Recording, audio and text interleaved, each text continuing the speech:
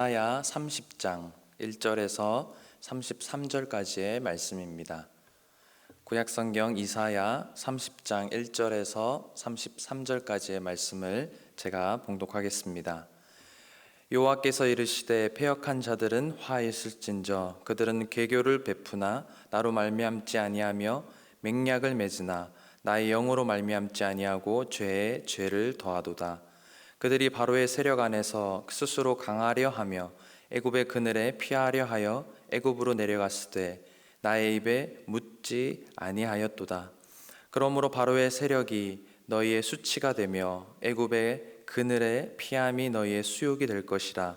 그 고관들이 소안에 있고 그 사신들이 하네스에 이르렀으나 그들이 다 자기를 유익하게 하지 못하는 민족으로 말미암아 수치를 당하리니 그 민족이 돕지도 못하며 유익하게도 못하고 수치가 되게 하며 수욕이 되게 할 뿐임이니라. 네겝 짐승들에 관한 경고라. 사신들이 그들의 재물을 어린 낙이 등에 싣고 그들의 보물을 낙타 안장에 얹고 암사자와 수사자와 독사 및 날아다니는 불뱀이 나오는 위험하고 공고한 땅을 지나 자기에게 무익한 민족에게로 갔으나 애굽의 도움은 헛되고 무익하니라. 그러므로 내가 애굽을 가만히 앉은 라합이라 일컬었느니라. 이제 가서 백성 앞에서 서판에 기록하며 책에 써서 후세에 영원히 있게 하라. 대저희는 패역한 백성이요 거짓말하는 자식들이요 여호와의 법을 듣기 싫어하는 자식들이라. 그들이 선견자들에게 이르기를 선견하지 말라. 선지자들에게 이르기를 우리에게 바른 것을 보이지 말라. 우리에게 부드러운 말을 하라. 거짓된 것을 보이라. 너희는 바른 길을 버리며 첩경에서 돌이키라. 이스라엘의 거룩하신 이를 우리 앞에서 떠나시게 하라 하는도다. 이러므로 이스라엘의 거룩하신 이가 이같이 말씀하시되 너희가 이 말을 업신여기고 압박과 허망을 믿어 그것을 의지하니 이 죄악이 너희에게 마치 무너지려고 터진 담이 불쑥 나와 순식간에 무너짐 같게 되리라 하셨은즉 그가 이 나라를 무너뜨리시되 토기장이가 그릇을 깨뜨림 같이 아낌없이 부수시리니 그 조각 중에서 아궁이에서 불을 붙이거나 물웅덩이에서 물을 뜰 것도 얻지 못하리라. 주 여호와 이스라엘의 거룩하신 이가 이같이 말씀하시되 너희가 돌이켜 조용히 있어야 구원을 얻을 것이요 잠잠하고 신뢰하여야 힘을 얻을 것이거늘 너희가 원하지 아니하고 이르기를 아니라 우리가 말 타고 도망하리라 하였으므로 너희가 도망할 것이요 또 이르기를 우리가 빠른 짐승을 타리라 하였으므로 너희를 쫓는 자들이 빠르리니 한 사람이 꾸짖은즉 1000사람이 도망하겠고 다섯이 꾸짖은즉 너희가 다 도망하고 너희 남은 자는 겨우 산 꼭대기에 깃대 같겠고 산마루 위에 깃이 같으리라 하셨느니라. 그러나 여호와께서 기다리시나니 이는 너희에게 은혜를 베풀려 하심이요 일어나시리니 이는 너희를 긍휼히 여기려 하심이라. 대저 여호와는 정의의 하나님이심이라. 그를 기다리는 자마다 복이 있도다. 시온에 거주하며 예루살렘에 거주하는 백성아 너는 다시 통곡하지 아니할 것이라.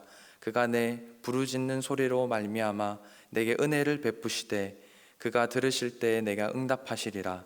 주께서 너희에게 환난의 떡과 고생의 물을 주시나 내 스승은 다시 숨기지 아니하시리니 내 눈이 내 스승을 볼 것이며 너희가 오른쪽으로 치우치든지 왼쪽으로 치우치든지 내 뒤에서 말소리가 내 귀에 들려 이르기를 이것이 바른 길이니 너희는 이리로 가라 할 것이며 또 너희가 너희 조각한 우상에 입힌 은과 부어 만든 우상에 올린 금을 더럽게 하여 불결한 물건을 던짐같이 던지며 이르기를 나가라 하리라. 내가 땅에 뿌린 종자에 주께서 비를 주사 땅이 먹을 것을 내며 곡식이 풍성하고 기름지게 할 것이며 그날에 내 가축이 광활한 목장에서 먹을 것이요 밭가는 소와 어린 나귀도 키와 쇠스랑으로 까부르고 맛있게 한 먹이를 먹을 것이며 크게 살육하는 날 망대가 무너질 때에 고산마다 중년마다 그 위에 개울과 시냇물이 흐를 것이며 여호와께서 다시 자기 백성의 상처를 싸매시며 그들의 맞은 자리를 고치시는 날은 달빛은 햇빛 같겠고 햇빛은 7배가 되어 일곱 날의 빛과 같으리라. 보라, 여호와의 이름이 원방에서부터 오되 그의 진노가 불붙듯 하며 빽빽한 연기가 일어나듯 하며 그의 입술에는 분노가 찼으며 그의 혀는 맹렬한 불 같으며 그의 호흡은 마치 창일하여 목에까지 미치는 하수 같은즉 그가 멸하는 키로 열방을 까부르며 여러 민족의 입에 미혹하는 재갈을 물리시니니 너희가 거룩한 절기를 지키는 밤에 하듯이 노래할 것이며 피리를 불며 여호와의 산으로 가서 이스라엘의 반석에게로 나아가는 자 같이 마음에 즐거워할 것이라. 여호와께서 그의 장엄한 목소리를 듣게 하시며 형력한 진노로 그의 팔에 치심을 보이시되 맹렬한 화염과 폭풍과 폭우와 우박으로 하시리니 여호와의 목소리에 앗수르가 낙담할 것이며 주께서는 막대기로 치실 것이라. 여호와께서 예정하신 몽둥이를 앗수르 위에 더하실 때마다 소고를 치며 수금을 탈 것이며 그는 전쟁에 팔을 들어 그들을 치시리라. 대저 도벳은 이미 세워졌고 또 왕을 위하여 예비된 것이라. 깊고 넓게 하였고 거기에 불과 많은 나무가 있은즉 여호와의 호흡이 유황개천 같아서 이를 사르리라. 아멘. 계속해서 남유다는 적극적이고 또 극단적으로 친애굽 정책과 또 앗수르에 반해서 정책을 병행하면서 펼치고 있는 모습을 우리는 보고 있습니다. 이사야 선지자는 앞장에서와 같이 그 같은 극적인 정책에 관해서 엄중히 경고한 바 있었습니다. 하지만 유다는 그러한 경고를 무시한 채 이제 애굽의 특사까지 파견하면서 애굽의 군사적 지원을 요청하는 단계까지 그 외교적인 노력을 또 발전시키고 있는 모습입니다. 이사야는 이러한 외교적인 노력을 가리켜서 반역이다 단죄하고 있습니다. 그 같은 노력은 앗수르에 대한 반역이 아니라 하나님을 향한 반역임을 또 말씀하고 있습니다. 왜 그렇습니까? 그것은 하나님의 경고를 무시한 행위였고 하나님의 선한 뜻을 거스르는 행동이었기 때문입니다. 따라서 그 같은 반역은 성공을 가져오기보다 오히려 수치와 절망을 가져올 것입니다. 사실 유다는 애굽에 대한 군사적 요청으로 인해 위기를 극복한 것이 아니라 오히려 앗수르의 분노를 더 사게 함으로써 이 앗수르로 군사적 침공을 부추기는 결과를 낳고 말았습니다. 그리하여서 유다를 지원하기 위해 올라왔던 애굽 군대는 앗수르의 막강한 군사력 앞에서 무릎을 꿇어야 했으며 유다 역시 앗수르 군대의 침략으로 인해서 예루살렘을 제외하고는 다 황폐하고 초토화되고 말았습니다. 또 무려 약 200만 명이나 되는 수많은 백성들이 앗수르의 포로에 잡혀가고야 말았습니다. 이후에도 어떻게 됐습니까? 유다는 앗수르 제국이 멸망하기 전까지 계속해서 그들의 노략 대상이 되고야 말았습니다. 이처럼 오늘 본문은 민족적인 위기를 맞았을 때에 지금까지 그들을 지키시고 보호하셨던 하나님을 의지하지 않고 우상을 숭배했던 애굽의 군사력에 의존했던 이 유다의 죄악상을 낱낱이 밝히고 있습니다. 오늘 말씀을 통해 그들이 왜 그렇게 될 수밖에 없었는지 또 그리고 어떻게 하면 살 수 있는지를 말씀하시는 하나님의 음성에 우리도 또한 귀 기울이시며 오늘 우리의 삶 가운데 그 말씀에 순종하며 나아가는 귀한 시간이 되기를 원합니다. 먼저 왜 그들이 그렇게 될 수밖에 없었다고 오늘 본문은 말씀하고 있습니까? 하나님의 말씀보다 자기들이 원하는 말이 있었다라는 것입니다. 하나님께서는 지금까지 유다 백성들을 향한 이런 경고의 메시지를 계속해서 이사야를 통해서 많은 선지자들을 통해서 경고하시고 또 영원히 기록계에 남기시기까지 하셨습니다. 그 이유는 장차 도래할 심판 때에 그 말씀을 근거로 하나님을 끝까지 거역했던 자들을 심판하기 위함이었습니다. 하나님께서 이렇게 기록하게 하시고 경고하신 내용은 이 유다가 하나님의 공의로운 심판을 받을 수밖에 없는 이유에 관한 것이었습니다. 사실 당시 유다는 부드러운 말만 듣기를 원하였다. 오늘 말씀은 기록하고 있습니다. 심지어 거짓된 것을 보이라까지 10절 말씀에 보시면 말씀하고 있습니다. 하나님께서 걸어가라고 하신 그 명령이 조금 힘들다 싶으면 평탄한 길을 걷고 싶은 것이 우리의 마음입니다. 최고의 절정은 이것입니다. 11절 말씀에 이스라엘의 거룩하신 이를 우리 앞에서 떠나시게 하라. 그만큼 하나님을 지키시고 보호하셨던 그 하나님마저 떠나라라고 말씀하는 모습을 우리는 보게 됩니다. 이 모습을 한번 상상해 봤으면 좋겠습니다. 지금으로 따지면 교회에 있는 성도들이 설교자에게 요구하는 것이 될 것입니다. 오늘날로 아마 표현하면 설교자에게 성경 말씀대로 하지 말고 내가 듣고 싶은 설교를 하십시오. 책망하는 내용은 아예 언급하지도 마시고 우리가 세상 가운데 살면서 얼마나 힘든지 아십니까? 세상살이 지치고 힘든 영혼인데 예배 시간만은 좀 따뜻한 말로 위로해 주시면 안 되겠습니까? 성경을 조금 왜곡하더라도 차라리 그렇게 하는 편이 저에게 좋을 것 같습니다. 그래도 끝까지 성경대로 설교하시려거든 우리 교회를 떠나십시오. 나도 하나님을 안 믿는 편이 더 낫겠습니다. 이런 말로 지금의 말로 생각할 수 있을 것입니다. 지금도 충분히 회중이 듣고 싶은 설교만 하는 목사를 요구하는 시대입니다. 회중의 귀에 번지르르한 그러한 설교를 전하는 목사가 넘쳐나는 시대입니다.